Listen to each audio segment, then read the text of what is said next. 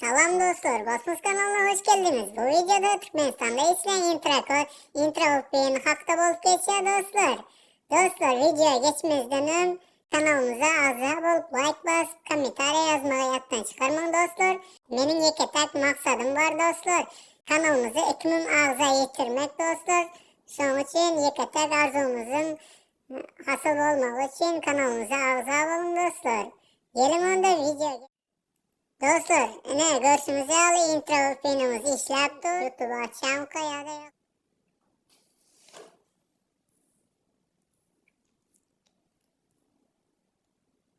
Ne dostlar, YouTube açtı.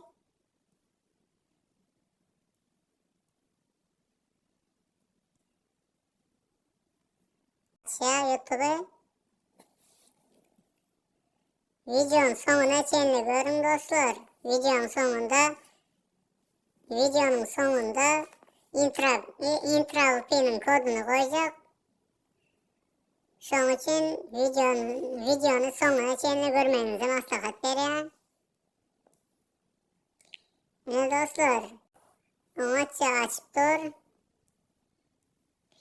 Dostlar dün akşam ben video paylaştım. O kod işlemese siz bu koddan faydalanıp biliyorsunuz dostlar.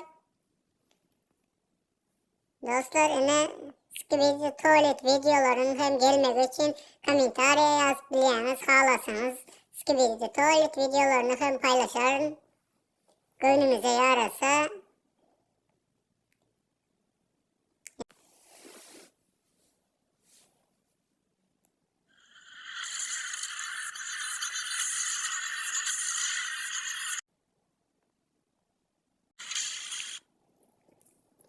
Ne dostlar görsünüz ya amaçlı işlettir. Sizin bu kodu intra yerleştirip YouTube'a girip biləniz dostlar. Şimdiki videolarda görüşəncə intra kodu sağ taraftan alıp biləniz.